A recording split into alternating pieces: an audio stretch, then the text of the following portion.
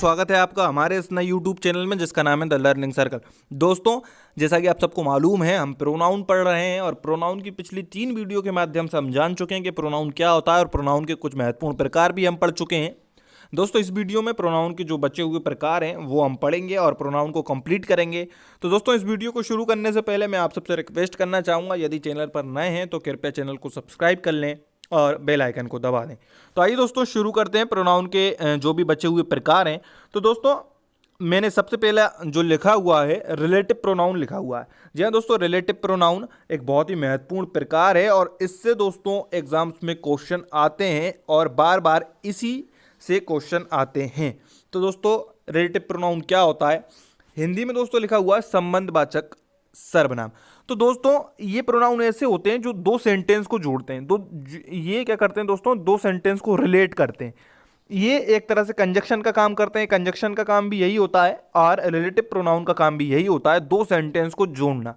दो अलग अलग सेंटेंस को जोड़कर एक नया और एक सही सटीक अर्थ प्रदान करते हैं। दोस्तों, ये क्या होते हैं? रिलेटिव प्रोनाउन होते हैं।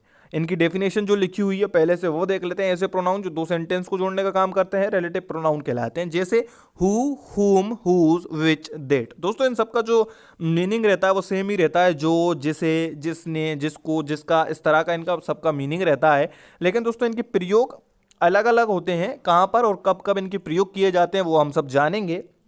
इससे पहले दोस्तों, मैंने समझाने के लिए रिलेटिव प्रोनाउन एक एग्जाम्पल लिखा हुआ है। Mintu was the man, Mintu saved this child. दोस्तों, यहाँ पर दो अलग अलग सेंटेंस लिखे हुए हैं। मिंटू वो आदमी था जिसने क्या करा, इस बच्चे को बचाया। तो दोस्तों, यहाँ पर ये दोनों अलग अलग सेंटेंस हैं। अब यदि इसमें मैं हु जोड़ दूँ, हु क्या है? रिलेटिव प्रोनाउन है। यदि इन दोनों सेंटेंसों के बीच में मैं हु जोड़ दूँ तो दोस्तों इसका पूरे इन दोनों सेंटेंसों का मिलकर एक नया अर्थ बन जाएगा और वो एक सटीक अर्थ होगा। Mintu was the man who saved this child. Mintu वो आदमी था जिसने इस बच्चे को बचाया था। तो दोस्तों, अब आप समझ गए होंगे हु क्या हुआ, रिलेटिव प्रोनाउन था यहाँ पर, और हु ने एक इन दोनों सेंटेंसों को जोड़ा और एक नया अर्थ प्रदान किया। अब दोस्तों, इनके अलग अलग जो प्रयोग होते हैं, कहाँ कहाँ पर किसको यूज़ किया जाता है वो देख लेते हैं।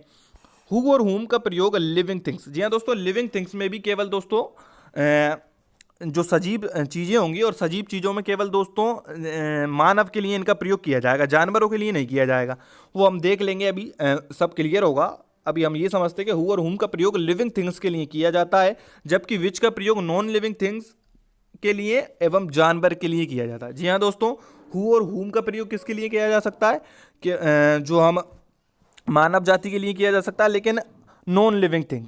और जानवरों के लिए किसका प्रयोग किया जाता है? विच का प्रयोग किया जाता है।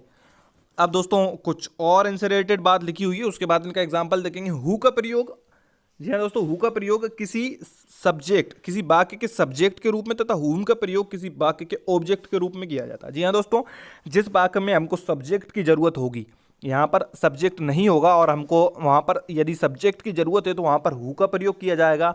और दोस्तों, जिस वाक्य में सब्जेक्ट दिए हुए हों, जिन वाक्यों में सब्जेक्ट दिए हुए हों और उनको हमको जोड़ रहे हों, तो वहाँ पर यदि ऑब्जेक्ट की जरूरत हो तो हम किसका प्रयोग करेंगे? हुम का प्रयोग करेंगे। और सब्जेक्ट की जरूरत हो तो हु का प्रयोग करेंगे। विच का प्रयोग दोस्तों, जैसा कि हमने पढ़ा था, नॉन लिविंग थिंग्स के लिए होता है और जानवरों के लिए होता है। तो दोस्तों, सब्जेक्टिव केस में भी और ऑब्जेक्टिव केस में, दोनों ही रूप में विच का ही प्रयोग होता है। चाहे सब्जेक्ट की जरूरत हो चाहे ऑब्जेक्ट की जरूरत हो, हम क्या लगाएंगे? विच ही वहाँ पर लगाएंगे। अब दोस्तों, एग्जाम्पल से ये अभी क्लियर हो जाएगा। कुछ एग्जाम्पल्स मैंने लिखे हुए हैं नीचे, उनके माध्यम से दोस्तों हम समझेंगे इनको किस तरह से इनका प्रयोग होता है। तो दोस्तों, एग्जाम्पल्स देख लेते हैं। मैंने सबसे पहले लिखा हुआ है the boy who came here is a pillar. अब दोस्तों, यहाँ पर दो सेंटेंस हैं, ये दो सेंटेंस यहाँ पर रिलेटेड हैं। कैसे हैं? पहला सेंटेंस है, पहला सेंटेंस कौन कौन सा है? एक तो ये पहले सेंटेंस का पार्ट है द बॉय, उसके बाद ये is a pillar. The boy is a pillar, the boy is a pillar, ये पहला सेंटेंस लिखा हुआ है। और दूसरा हु केम हेयर, जो यहाँ आया था वो कौन था दोस्तों? एक पिलियर है।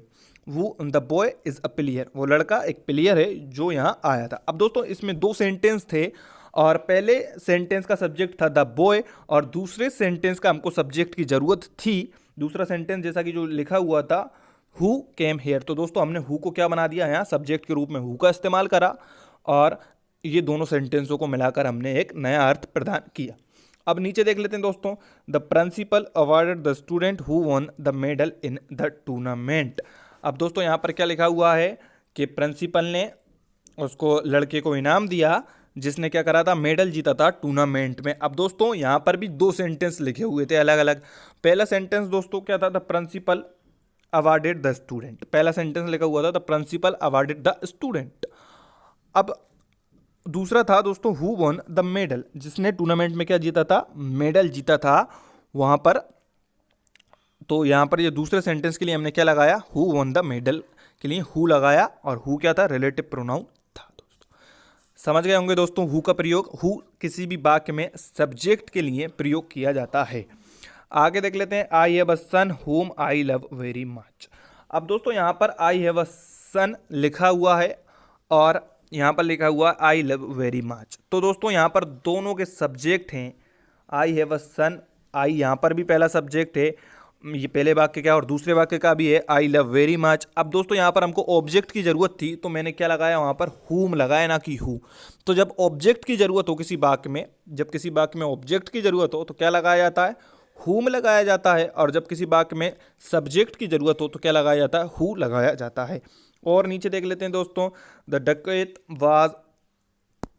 डकैत whom the police have shot dead was a good man indeed। अब दोस्तों यहाँ पर लिखा हुआ है द डकैत whom the police have shot dead was a good man indeed। डकैत जिसको पुलिस ने मार गिराया वो क्या था, एक वास्तव में अच्छा आदमी था। तो दोस्तों यहाँ पर भी क्या है, सबसे पहले लिखा हुआ है द, जो पहला सब्जेक्ट है वो है द डकैत, क्या है, द डकैत।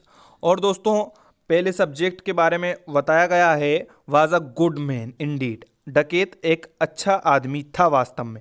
तो दोस्तों यहाँ पर पहला सब्जेक्ट है द डकैत और इसका पूरा सेंटेंस लिखा हुआ है was a good man Indeed. अब दूसरा सेंटेंस लिखा हुआ है the police have shot dead. अब हमको दोस्तों यहाँ पर एक का सब्जेक्ट मिल गया पुलिस और एक का मिल गया था डकैत। अब हमको किसकी जरूरत थी, ऑब्जेक्टिव केस की जरूरत थी, तो हमने क्या लगाया, हुम लगाया। कभी कभी दोस्तों बड़े बड़े सेंटेंस होते हैं उनमें छुपा दिए जाते हैं कौन सा सेंटेंस कहाँ पर लिखा हुआ है, जैसा कि इसमें पहला का सब्जेक्ट यहाँ लिखा हुआ और पहला सेंटेंस पीछे जाके दिया हुआ है द डकैत was a good man Indeed. इसी तरह दोस्तों छुपा के पूछा जाता है क्या आएगा, तो अक्सर लोग इसमें गलतियाँ करते हैं, हु की जगह हुम भर देते हैं, हुम की जगह हु भर देते हैं। तो दोस्तों जब ऑब्जेक्टिव केस की ज़रूरत हो तो हुम हमको भरना है और सब्जेक्टिव केस की ज़रूरत हो तो हमको हु भरना है। नीचे देख लेते हैं दोस्तों, this is the house which belongs to my uncle. अब दोस्तों विच का प्रयोग बताया, विच का प्रयोग बताया हुआ है। अब दोस्तों यहाँ पर घर की बात कर रहे थे, निर्जीव चीज़ की, तो हमने क्या लगाया, विच। यहाँ पर ना सब्जेक्टिव केस देखना है ना ऑब्जेक्टिव केस देखना। यदि निर्जीव या किसी जानवर की बात की जाए तो हमको विच लगाना है। This is the house which belongs to my uncle. The horse which I recently bought is an Arab. जो मैंने घोड़ा खरीदा है अभी वर्तमान में, अभी कुछ ही दिनों पहले, वो कौन सा है, अरब का घोड़ा है, यानी अरबियन प्रजाति का घोड़ा है। तो दोस्तों यहाँ पर हॉर्स के लिए क्या लगाया हमने, विच लगाया। क्या लगाया, विच। जब किसी जानवर की या किसी निर्जीव चीज़ की बात करी जाए तो विच लगाना है, और ह्यूमन थिंग्स के लिए क्या लगाना है हमको, हु और हुम। और हु और हुम भी हम समझ चुके हैं, सब्जेक्टिव केस में हु और ऑब्जेक्टिव केस में हुम। आगे देख लेते हैं दोस्तों, इन सबका पॉसेसिव केस होता है हुज। इसका मतलब होता है जिसका, जिसे हम बोलते हैं ना जिसका, जिसका। अब दोस्तों ये होता है, इन सबका क्या होता है, ये पॉसेसिव केस होता है। अब इसका इस्तेमाल कैसे किया जाता है वो भी हम सीख लेते हैं। इन तीनों का पॉसेसिव केस हुज, जिसका होता है, हुज के बाद नाउन को लिखा जाता है। अब दोस्तों इसका हम प्रयोग समझ लेते हैं, एग्जाम्पल से क्लियर हो जाएगा। This is the boy whose father was a police officer. This is the boy whose father was a police officer.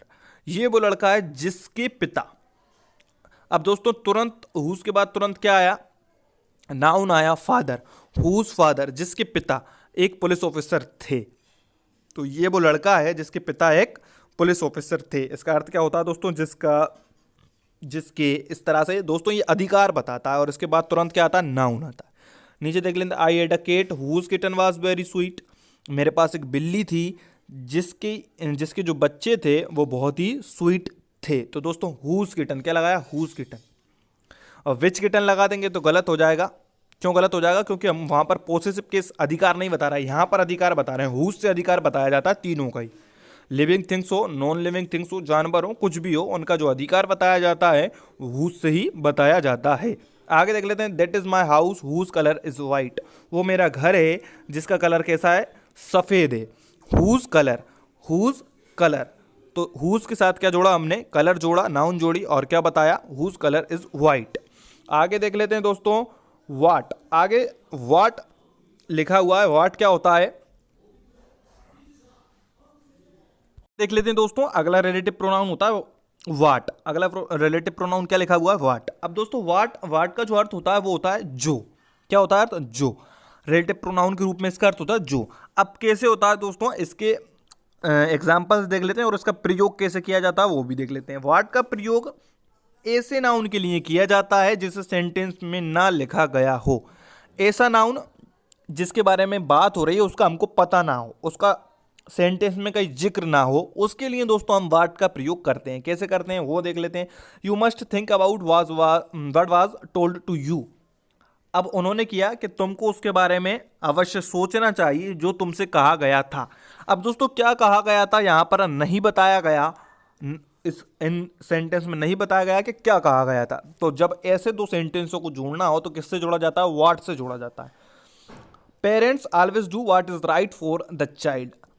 जो पेरेंट्स होते हैं, माता पिता होते हैं, वो हमेशा वही करते हैं जो सही होता है बच्चे के लिए। तो दोस्तों वाट जो सही होता है, अब क्या सही होता है, क्या करते हैं ये नहीं बताया गया, लेकिन क्या बताया गया कि वो करते हैं जो सही होता है। इसी तरह ही टुक होम व्हाट ही वांटेड, वो ले गया, वो घर ले गया जो वो चाहता था। अब क्या ले गया ये नहीं बताया गया।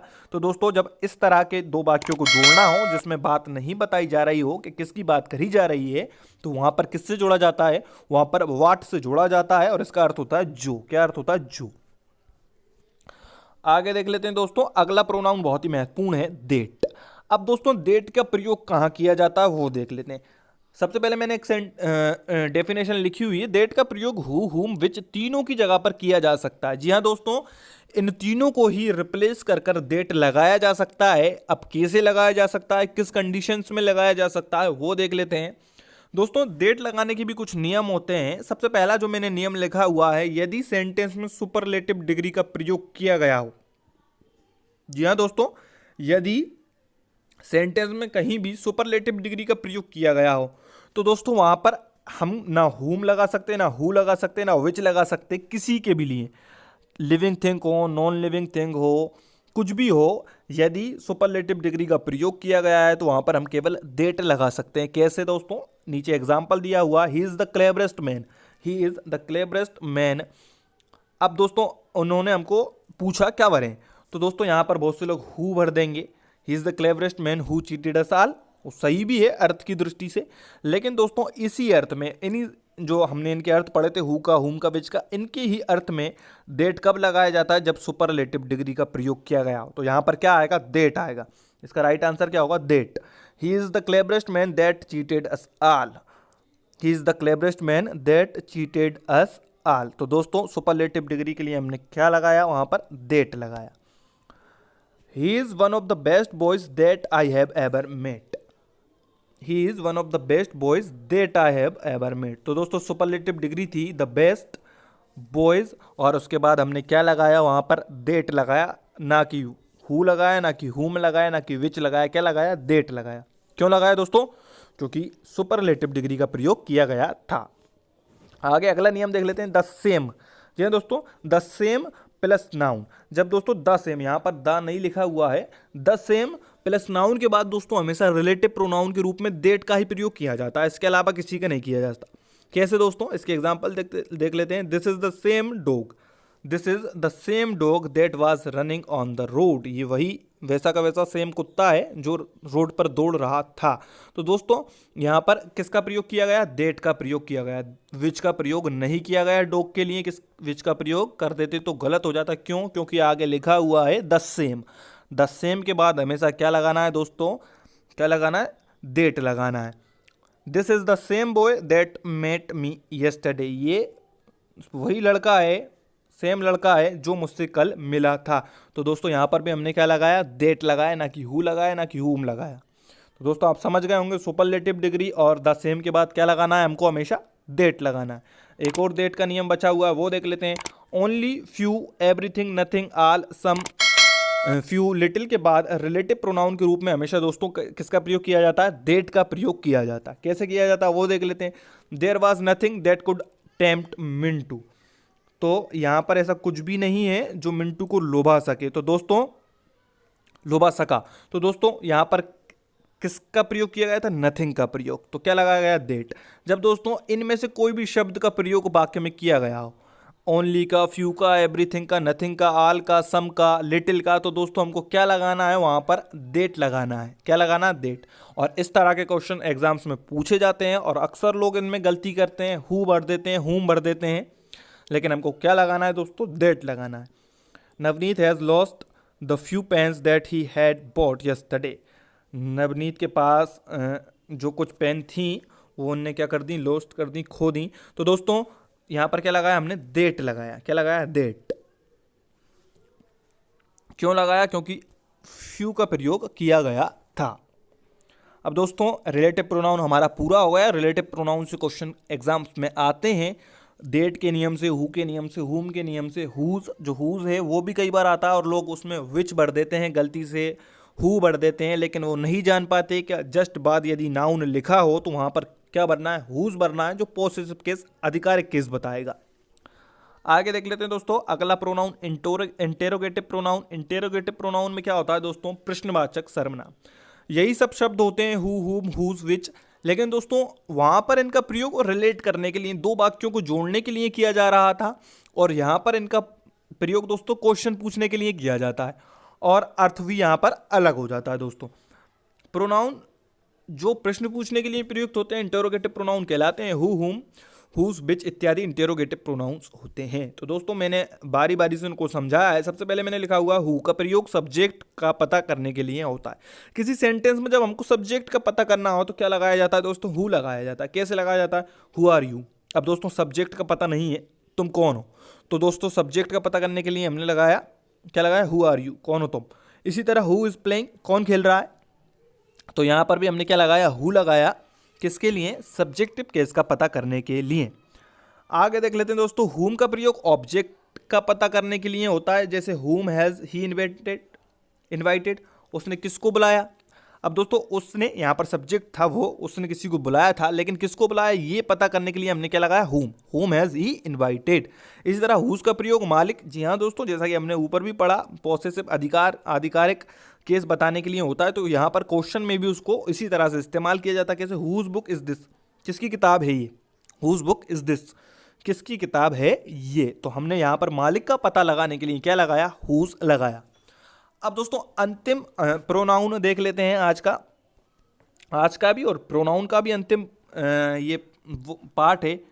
तो इंडेफिनाइट प्रोनाउन, जी हाँ दोस्तों, इंडेफिनाइट प्रोनाउन क्या होते हैं? अनिश्चयवाचक सर्वनाम। अनिश्चयवाचक सर्वनाम से भी दोस्तों क्वेश्चन एग्जाम्स में पूछे जाते हैं। कैसे पूछे जाते हैं क्वेश्चन वो भी देखेंगे, और अनिश्चयवाचक सर्वनाम क्या होते हैं पहले वो देख लेते हैं। जिस प्रोनाउन का प्रयोग किसी अनिश्चित व्यक्ति या वस्तु को प्रकट करने के लिए होता है इंडेफिनाइट प्रोनाउंस कहलाते हैं। जी हाँ दोस्तों, यहाँ पर कोई व्यक्ति या वस्तु जिसके बारे में बात की जा रही है वो निश्चित ना हो, किसकी बात की जा रही है, तो वहाँ पर किसका प्रयोग किया जाता है? इंडेफिनाइट प्रोनाउन का प्रयोग किया जाता है। One, someone, anyone, anybody, everybody, no one, nobody, somebody, everything, something, nothing, anything. यहाँ पर दोस्तों इनकी संख्या अनिश्चित होती है, इसलिए इनका प्रयोग किया जाता है। तो दोस्तों यहाँ पर देख लेते हैं इनके और कुछ प्रयोग। यदि वन का प्रयोग सेंटेंस के सब्जेक्ट के रूप में हो तो इसके लिए नॉमिनेटिव केस दोस्तों इसका क्या होता है? Once. Objective pronoun oneself का प्रयोग होता है। अब दोस्तों इसका क्या होता है? वंस होता है, वो गलत लिखा हुआ वंस। इसका पोसेसिव केस क्या होता है? वंस होता है। अब कैसे होता है ये देख लेते हैं। One should do one's duty, one should do one's duty. अब दोस्तों जब यहाँ पर हमसे एग्जाम्स में पूछा जाता है भरने के लिए, तो कुछ लोग इसमें हिज भर देते हैं, कुछ लोग इसमें देयर भर देते हैं, कुछ लोग इसमें हर भर देते हैं। तो दोस्तों हमको क्या भरना है? वन। वन का पोसेसिव केस क्या होता है? वंस होता है। क्या होता है? वंस ही होता है। वन का पोसेसिव केस क्या होता है? वंस होता है। और वन का मतलब दोस्तों हम कह सकते हैं प्रत्येक व्यक्ति, हर व्यक्ति, इस तरह से वन को कह सकते हैं। One should do one's duty, हर व्यक्ति को अपना काम करना चाहिए। One should keep one's promise, प्रत्येक व्यक्ति को हर व्यक्ति को अपना क्या प्रॉमिस रखना चाहिए। One ought to serve one's nation, हर व्यक्ति को अपने देश के लिए, अपने राष्ट्र के लिए क्या करना चाहिए, सर्व करना चाहिए, सेवा करना चाहिए अपने राष्ट्र की। तो क्या लगा है यहाँ पर भी वन का पॉसेसिव केस वंस लगाया है। इसी तरह दोस्तों somebody, someone, nobody, no one, इस तरह के दोस्तों जो एग्जाम्स में पूछे जाते हैं इनके पॉसेसिव केस, तो दोस्तों इनका जेंडर क्लियर नहीं होता कि पुरुष की बात कर रहे हैं क्या महिला की बात कर रहे हैं। तो दोस्तों जब someone, somebody, no one, nobody इस तरह के दोस्तों प्रोनाउन पूछे जाएं और उनका जेंडर क्लियर पता ना हो, तो उनका जेंडर हमेशा पुरुष मानकर दोस्तों हिज लगाया जाता है, क्योंकि ये सिंगुलर होते हैं तो इनका क्या लगाया जाता है, हिज ही लगाया जाता है, ना कि देयर। बहुत से लोग देयर लगा देते हैं, वो गलत हो जाता है। हमको इनको सिंगुलर मान के क्या लगाना है, हिज लगाना है। कैसे लगाना है दोस्तों, एग्जाम्पल्स देख लेते हैं। Someone is going his house, no one is serious about his health. तो दोस्तों यहाँ पर दोनों जगह क्या लगाया गया, हिज लगाया गया, और यहाँ पर भी हिज लगाया गया। यहाँ पर देयर लगा देंगे तो गलत हो जाएगा, हर लगा देंगे तो भी गलत हो जाएगा। इनको हमेशा सिंगुलर और पुरुष मानकर इनका पॉसेसिव केस लगाना है। तो दोस्तों इस वीडियो के माध्यम से हमने प्रोनाउन को कंप्लीट किया। प्रोनाउन के कुछ क्वेश्चन और अगली वीडियो में हम कंप्लीट करेंगे, कुछ प्रैक्टिस करेंगे प्रोनाउन की। तो दोस्तों यदि ये वीडियो आपको पसंद आई हो तो वीडियो को लाइक करें, शेयर करें, हमारे चैनल को सब्सक्राइब करें और बेल आइकन को दबा दें।